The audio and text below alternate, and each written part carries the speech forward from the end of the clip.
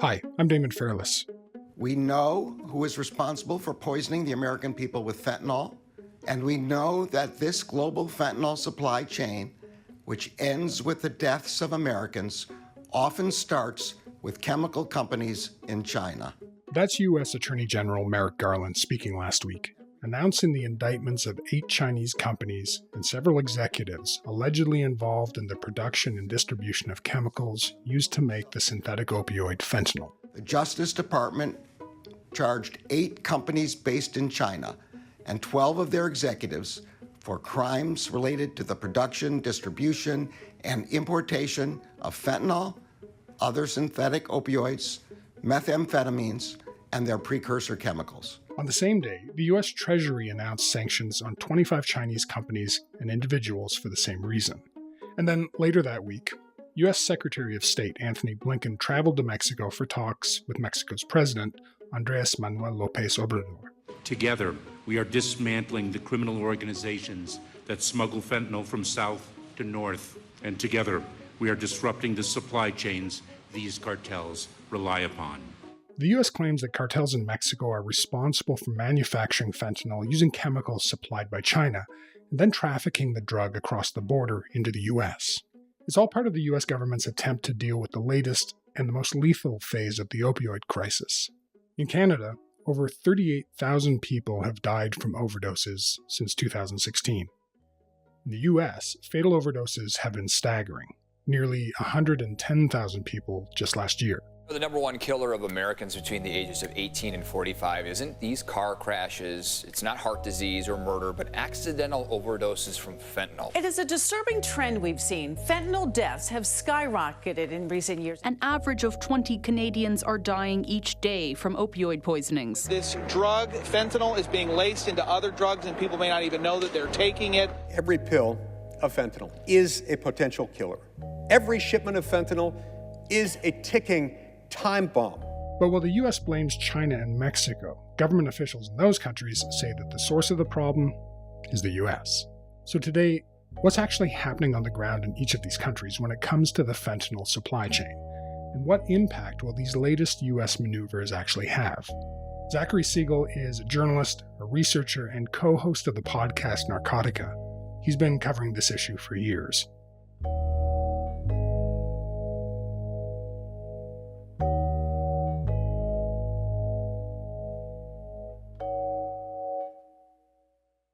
Hey, Zach, thanks so much for coming back on Front Burner. Happy to be here.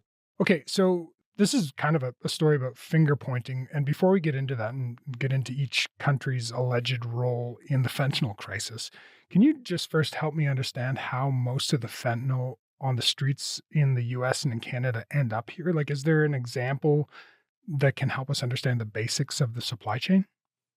Yeah, it's hard to pinpoint one example, but this is, to be sure, a global supply chain.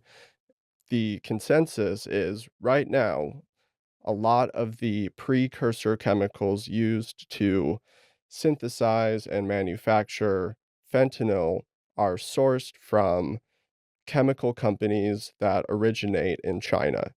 And so that is currently the main source of the fentanyl that will eventually land in North America. Okay, so we've got these companies which originate in China, and these are making the building blocks that eventually become fentanyl. And so part of the story is the supply chain of how those get into the eventual end product, the fentanyl here. Let's start with then what the U.S. alleges is the beginning of the supply chain, China. The Department of Justice indicted a few Chinese companies claiming they were advertising, manufacturing, and distributing these precursor chemicals. That was the basis of the sanctions the U.S. recently announced. What evidence do the prosecutors have? Yeah, I think even before getting to the exact evidence listed in the indictments, there's just like this basic idea of drug enforcement in America that I think we will all benefit from understanding clearly, and specifically supply side drug enforcement. And that is to basically target these big global flows of drugs and chemicals this will reduce the availability of drugs on the street and drive prices up, and the effect of that will limit consumption and thus reduce the consequences of consumption that we all care about, like addiction and overdose. And so that's the basic model of supply side drug enforcement in America, and that gets us to China and to Mexico as these source countries. So the US is trying to get at the source of the supply, and that's what these indictments are claiming to do. And so what a lot of these indictments rely on are this kind of game of cat and mouse between like the FBI, DEA, like big federal law enforcement agencies, working abroad to understand which companies in China are, yeah, like you said, advertising their wares. And a lot of this is happening online in these kinds of digital storefronts and these kind of Amazon-esque platforms that operate on Facebook or Telegram or really any messaging network. A lot of this is looking like sting operations where buyer is really a law enforcement, but they're acting as a buyer, and they are saying, I will pay you, I will wire you $10,000 in crypto to get, you know, X amount of these precursor chemicals. And in the encrypted messaging apps, and there's really no like code or slang being used. It's very Mhm. upfront that the chemical companies selling these precursors are very aware of what the buyers are using the chemicals for. Well, according to the US Department of Justice, one of the biotech companies was advertising a quote, Mexico hot sale on some of the fentanyl precursors, was guaranteeing 100% stealth shipping. And it was even posting on its website documentation of shipping chemicals to the region of Mexico where the Sinaloa cartel is as a kind of, I guess, you know, marketing copy Yeah. in some ways. Yeah, you're right. And another like very kind of flagrant example is that they will say like we will disguise this, like it's going to Mm, look like an everyday household cleaning product or something like that, right? And if you're a legitimate buyer looking for a legitimate chemical, why would you want deceptive packaging? Why would you right. be trying to evade detection and secretly pass through customs? So it's all fairly blatant and obvious in the exchanges between the buyers and the companies.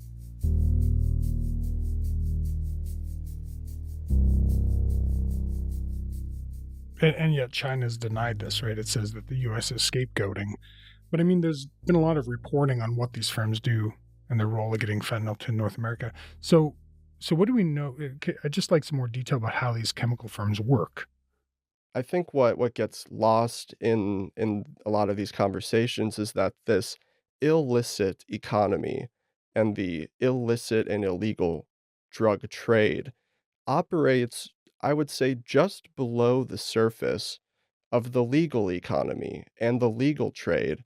And what I mean by that is America relies on China for a lot of generic drugs, for a lot of chemicals, like a lot of those everyday household cleaning supply type of chemicals that are produced in China on the cheap en masse and shipped all over the world. And so without that infrastructure in place for global trade, then the global trade of illicit drugs would be much, much more difficult to pull off. What is so messy about this is that a lot of the precursor chemicals we are talking about here are not necessarily banned substances, and they're not Mhm. necessarily on the list of tightly controlled chemicals. So what makes fentanyl such a beast compared to, say, heroin or cocaine and these drugs that have fueled historical drug epidemics is that so many everyday chemicals can be used as the building blocks, can be used as the precursor to Right. manufacture fentanyl. Right. So we're talking about, fairly innocuous, potentially innocuous potentially not illicit chemicals that are, you know, created after all of these things are gathered into something that can be quite deadly. So then tell me, who's buying these precursors, these chemicals, and how are they trafficked? Yeah, so this, I think, we like this kind of triad between the US, China, and Mexico comes into form here. And so there are drug trafficking organizations in Mexico that broker these deals with the Chinese chemical companies. And so these brokers in Mexico, they're making deals with the salespeople in these elaborately structured companies in China. The only hard limit on fentanyl production is how much of the precursor you can get. And so there's a lot of buyers in Mexico working for these organizations that are trying to get boatloads and tons and tons and tons of these chemicals. So that trade is kind of always happening. And I don't know if you're familiar with Breaking Bad or I am, yeah. that yeah, exactly. Like the whole game in synthetic drug production, in that case, methamphetamine, is getting the precursor chemical. Mhm. Once the right chemist or the right cook has the right chemicals, there's no limit on how much can be produced, and that's what makes this, once again, such a staggering, and terrifying situation we're in because the supply is essentially limitless. Yeah, and I should mention that, in addition to the indictments and sanctions that the U.S. has announced against China, at least one Canadian company has been subject to the U.S. sanctions. The details of that aren't clear yet, but as you say, it's a worldwide issue and affecting us here in Canada too. Yeah, exactly, and I think these indictments are just kind of the latest development in this decades-long cat and mouse game between federal drug enforcement and federal law enforcement authorities with drug traffickers and all these organizations. And it creates this game of whack-a-mole where they can indict 7, 8, 20 Chinese chemical companies. And because these companies are kind of fake in the first place, there's an easy vacuum and void that gets filled over and over again. And so it's really hard to say what effect, if any, these kinds of sanctions and indictments ultimately have. Back in 2019, China, in a cooperative mood with the US, did ban the production of fentanyl Mhm. and did ban fentanyl analogs. And here we are several years later dealing with the same thing over and over again.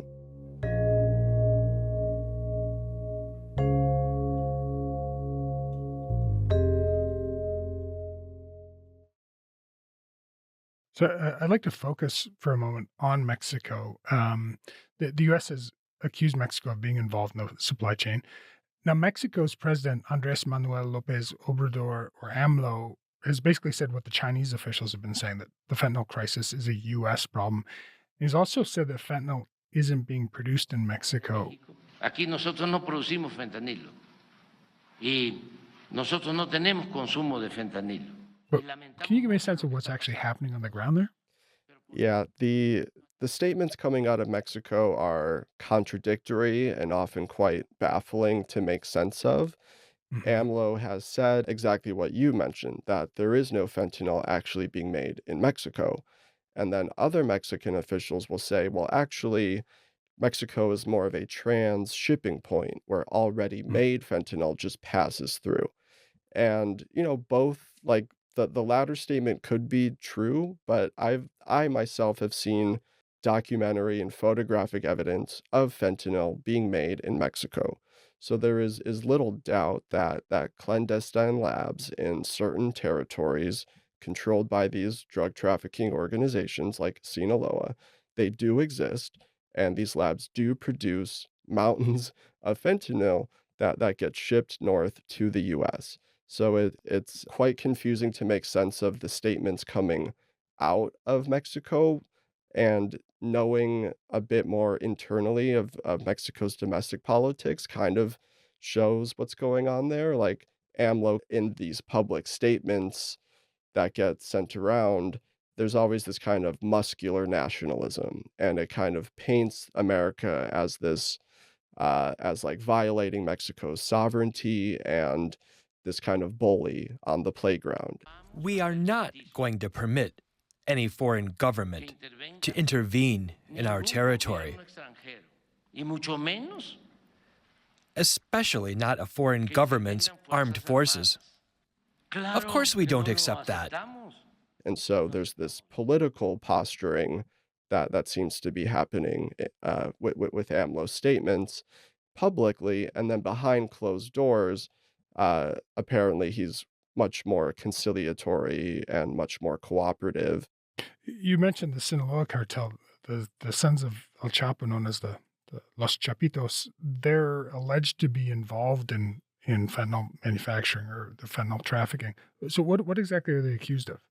Yeah, there's also like just more contradictions and more confusion when it comes to this crew. Through their lawyer, they put out a statement that fentanyl is not in their business portfolio and that they want nothing to do with it, and in fact, that they don't manufacture fentanyl. And then more recently, there were these banners and flyers expressing a purported ban of fentanyl manufacturing in some of these Mexican territories. And it's like, as far as I can tell, I have no idea what those banners mean or if they're really kind of sanctioned or authorized by the actual organization. But And I should yeah, just point out too, for people who haven't seen them, I mean, these are like big roadside banners, like yeah, big, several square meter banners saying essentially that the Sinaloa cartel isn't involved in fentanyl manufacturing, doesn't support it, that it's, so to speak, kind of off brand for them, if that's fair to say. Well, I didn't even really know what to make of those, to be honest. Can you help me kind of yeah. unpack what that was about? Me too. It's very confusing. I think on the one hand, it could be that there is so much heat and so much pressure bearing down on them because of the sheer scale of the mortality, and that there's always been a cocaine and marijuana and heroin trade that's lasted decades, shipping between Mexico and the US, but never ever has there been such massive amounts of casualties.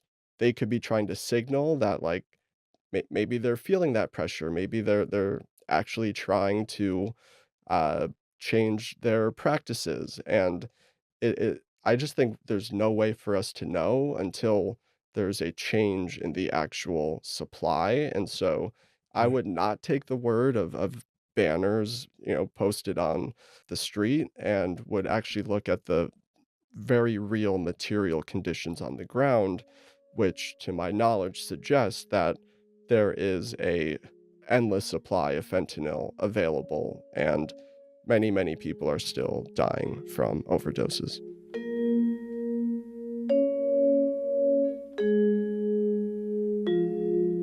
You're saying that these banners are part of them feeling that the cartel, the Sinaloa cartel, feeling pressure. Where's that pressure come from? Like, has Mexico uh, been cracking down at all domestically on them for this, or? The state and the relationship with the drug trafficking organizations, and we call them cartels, it's really incestuous. And I think there's like this idea that these cartels are a monolithic, organized corporate structure, when in reality, I think this is a very splintered and very fractured and very siloed environment with maybe a lot of freelancing going on, and I don't think that what we call the Sinaloa cartel is as monolithic and as organized as maybe we like to think. The cartels have a lot of power in Mexico, and it's very unclear how the state is currently dealing with them and what kind of agreements and cooperation there are between these organizations and the state. And that AMLO himself has said that these kind of violent confrontations and the kind of old school drug war tactics do not work.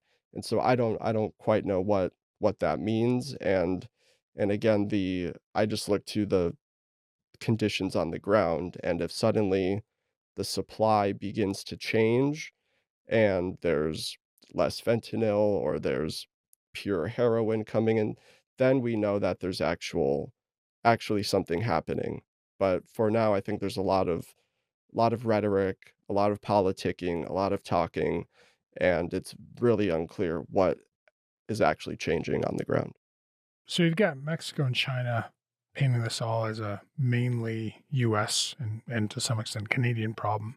And you also have Mexico and the US pointing to China as the source of the supply for these precursor chemicals.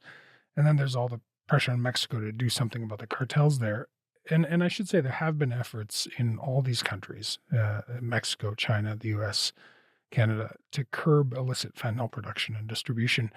But big picture, what's the impact of all this finger pointing? Like I said, I think it's very unclear what effect any of this is having on the actual conditions that we all care about. And we don't want to see people living lives suffering from addiction. We don't want to see people dying premature deaths due to overdoses. And where I spend a lot of my time reporting and doing research is on the demand side, because it does feel like, even though a lot of it is propaganda, Mexico and China do have a point. I think there is this ravenous demand for substances in America, and it is important for us and for our leaders to understand what's driving that. Why are teenagers and young people buying fake pills on the internet and then suddenly dying because they unknowingly took fentanyl? Like, these are all very real social and Mm. political problems that America, I think, very much has to deal with.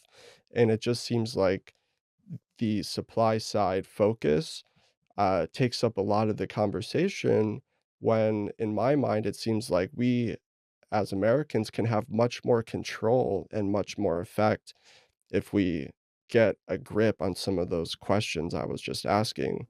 And Mm. that means we can build better healthcare, higher quality addiction treatment.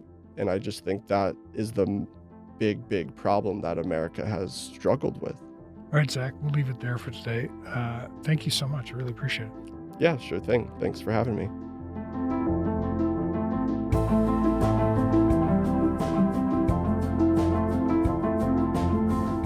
That's all for now. This week, Front Burner was produced by Rafferty Baker, Joyita Shengupta, Matt Muse, Lauren Donnelly, and Derek Vanderwyk. Our sound design was by Mackenzie Cameron and Sam McNulty. Our music is by Joseph Shabison. Our senior producer is Lane Chow. Our executive producer is Nick McCabe-Lokos. And I'm Damon Fairless.